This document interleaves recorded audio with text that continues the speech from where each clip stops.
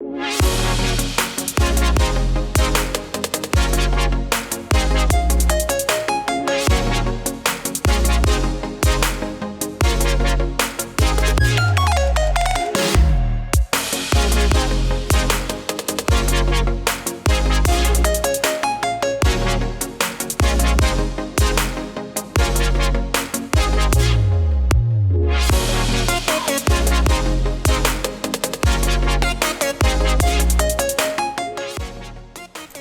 everybody, welcome back to Unapologetically Woman. This is the year of the woman, and we're celebrating phenomenal women all across Kentucky who make no apologies for their perspectives or the impacts that they're making in the community. Today we're celebrating Oxana Pineda, who is unapologetically dressing women for success and helping us build our self-confidence. Oxana is a mom, a wife, a business owner, and partner. Unapologetically Woman, Oxana, that's you. Welcome to the show today. Thank you, Sharon, for having me here today. Well, you've been in Kentucky about 2 years. You moved here from Miami. It's going to be 2 years in July. What Yes. brought you to Kentucky? Well, we saw Kentucky as a place to raise the family, raise the kid, very family-oriented. We loved the greenery. Now, we came before winter. We visited before winter, loved the city, loved the vibe, love how, better schools, lower crime rate, definitely than Miami, and we just love to hear. Well, I'm glad that you're here because we've been connecting with you. I'm actually wearing one of your outfits today. Yes, I like your fashion Well, style. thank you, thank you. So I hear that you are a fashionista. You would go to bed as a fashionista and you wake up that same way. It's not a 24/7 thing, but I try to. I love style. I love to dress. I think women express themselves the way how they dress, and it just boosts that confidence. The right outfit will boost that confidence. Let me tell you, Sharon. I absolutely believe that and know that to be true. Yes. So tell us about Glow Up Boutique. Well, Glow Girl Boutique is just starting. Very, very new. It came out of just venturing out into social media with another account, blogging about my curls and my hair, and quickly I realized that hair alone was not my thing. A couple of months in, I'm like, okay, I think fashion. I started leaning into fashion, blogging about that, bought a camera, professional camera. I started taking my own photos. I tell people I will forever be the crazy girl there in Lexington taking her own photos. Put a tripod on, put my camera, get a remote. At the beginning, I didn't even add a remote. One day I'm like, how are my pictures all blurry? I'm like, okay, because I was running. I was putting the timer, running, taking the photo, and it was all like a chaos. So I figured out the whole remote thing. Then I learned how to take photos, and I've always wanted to have my own business, just didn't know what. And one day it just clicked. I'm like, okay, I know how to take the photos.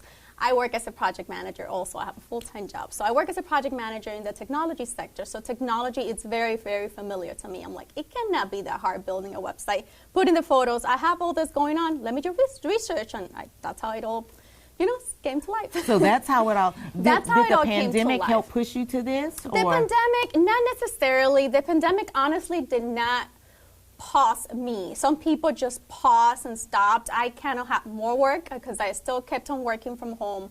I have a 6-year-old that was doing remote learning. That was something else. That was something.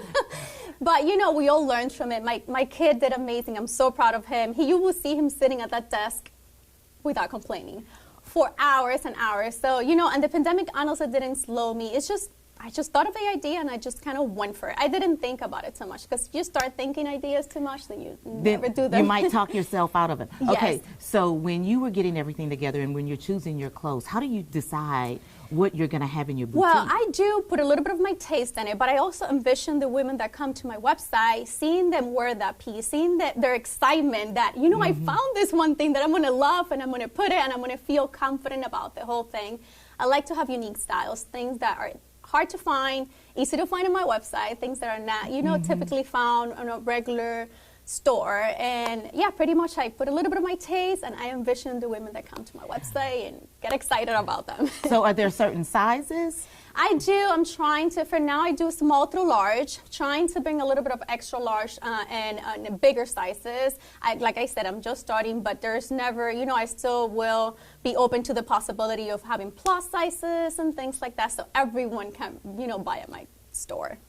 So so of course, I've been on your website, and you have beautiful models. Do you just choose people in the community? How do you do that? I want to help have promote? diversity. I want to make sure that people feel that they belong, right? I want to have diversity, different nationalities, different looks, different sizes, because we are all beautiful, right? Not one size fits all, not one standard of beauty is the same. So I want to have a variety, a little bit of me, some skinnier, some tall, some short. I want everyone to feel like they belong and they can, buy in my website and feel like welcome in it. So. And so not just with the boutique, but on social media, Social you're media very too. active in talking about self-care for women Yes, I try and skin to. care and hair care. The older I get, and all this confidence didn't just happen out of like overnight. Where did it come from? It just people are going to came look on. at this and they're going to say, that's Oxana. She just woke up and she was right there, No, but that's not at how all. it happens. In my 20s, I think, there's stages for everything. As women, as we are growing up, we go through the stages of finding who we are. And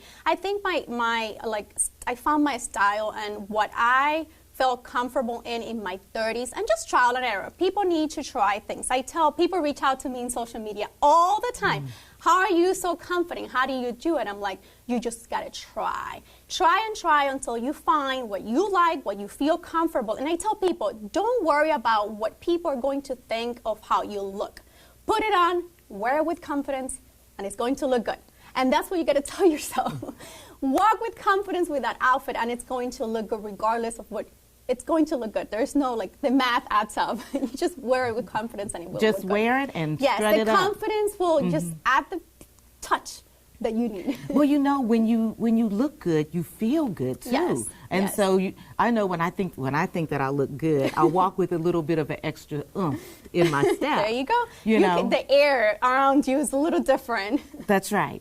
So not only do you have your own boutique, you mentioned that you're a project manager. Yes. Tell us about that. Yes, so I ventured into project management about 6 years ago. Before that, I worked in the restaurant industry for a long, long time in Miami. That's what I did. I got promoted through the rankings with hard work. Honestly, it's all been a lot of hard work for me. Nothing has been handed easy, and it's okay. I don't take anything I have for granted. So in the restaurant industry, I was able to start from an employee and I went into the corporate role, and the project manager position kind of landed in, it opened up, they offered, they put it out there. I did not apply for other reasons, and then after a month and a half later, they're like, listen, we have this for you. I think you'll be a good fit. And I saw it as a good career path, and honestly, I love my job as a project manager. I work in the technology sector with the Kentucky Department of Education. I manage software development projects, and we typically either enhance applications that they already have in use or create new applications to make their job a little easier at the district, at the school level and the district level. So how does that job help you with your business that you have? Well, it doesn't really help me, but I can relate a lot of the technology. Having a business, you wear so many hats that I didn't even anticipate I was going to have to wear. And troubleshooting systems, building the website. You do everything by yourself because your budget is very, very limited. And, I could kind of bring some of that experience into building my website.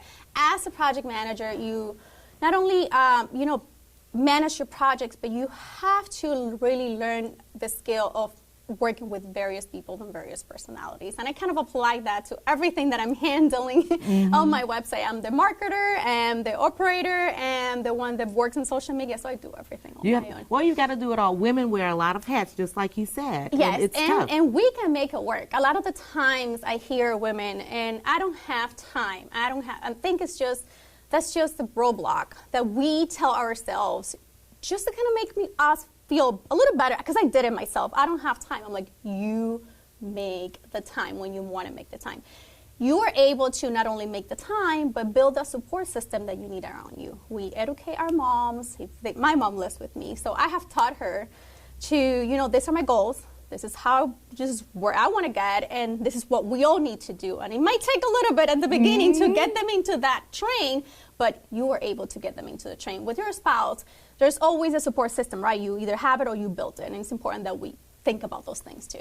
And so you and your husband do a lot of things together. Yes. This isn't the only thing that you guys do. Yes, yes. So during the pandemic, I know that you guys have some other businesses. Yes. But during the pandemic, one of the things that I saw you guys doing was opening up music, because it's a big part of your life, Yes. to the neighborhood. Yes. Talk about how that came to be. That was so much fun. I just think about it, and it's just, we brought this happiness to the neighborhood. So pandemic happened.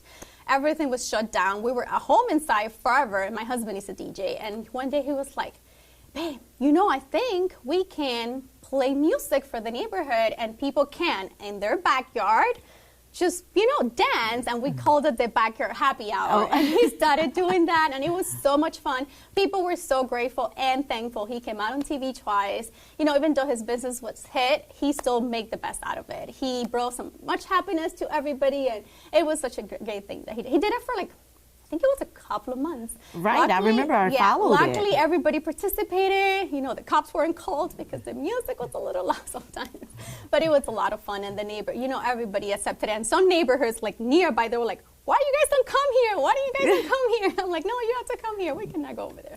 But yeah, it was a lot of fun. Well, that's good. You're even bringing your flavor to the neighborhood, yes, the Miami in a flavor very kind tough of thing. time. So you guys, tell me about your golf cart business. So pandemic happened. My husband's business was completely stopped. We had, Nitro as Man? everybody, yes, Nitro Man. And as everybody, we have expenses. And my husband, one day, I think our friends bought a golf cart. And he bought a golf cart, and we put it really nice. My husband is very techie, very creative. He's always worked on himself. He's an entrepreneur. On his core, he's an entrepreneur. And he bought this golf cart. He put it pretty. He put lights and music and the whole 9 yards. And we were so excited driving in the neighborhood. And then his other business was stopped. And he's like, well, maybe if I buy another golf cart, put it this nice, put it up there for sale, and let's see what it does. Sharon, when he did that, it did not last 24 hours. You're kidding. Not even kidding you. And a business is born. Yes, and a business was born. So he did that from the garage for a couple of months, and then he's like, I think there's a business opportunity here. And he just went for it, and now we have a golf cart shop not far from here on Regency Road. Are you guys still doing Nitro Man and He the party? still does Nitro Man. Nitro Man luckily survived the pandemic.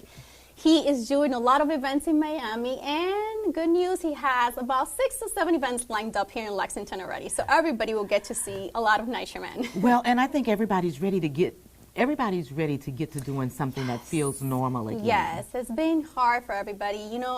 Many families have been affected. We were closely affected. I lost my grandmother during the pandemic through COVID. And so I think people are ready to get back to some normality.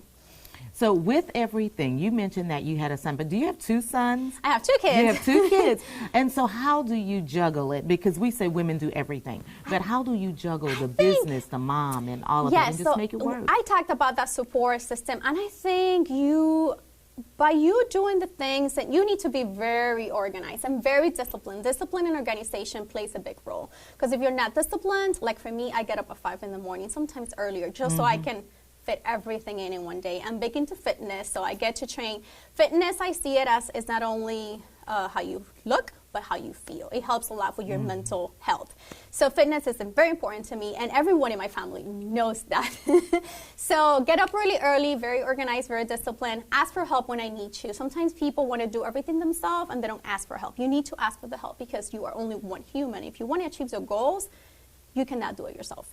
So my husband knows that, so we just juggle the things. He helps with the kids in the morning. My mom, thankfully I have my mom, she lives with me, but if she wouldn't have lived, let's say she doesn't live, I would still make it work. I will still figure it out things. And that's it. Then the day unfolds. I'm very busy as a project manager.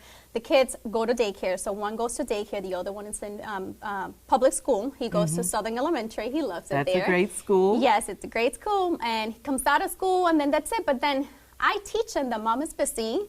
We do a lot of things together, but when mom needs to record a video for Instagram, mom is recording it, and they look at me and they're like, Mom, are you working on your curls and fashion? That's my other Instagram account. I'm like, yes, Mom, it's working. They're like, just leave me alone. They go play. I think it should just educate everyone around you and ask for the help, ask for the support, and build those systems around you to make it work for you. It's hard. It's not easy. When 5 o'clock comes in the morning, I just want to throw that phone next to the other room, and I'm like, I don't want to get up. But I still just think about my goals, and I just get up, and I just do it.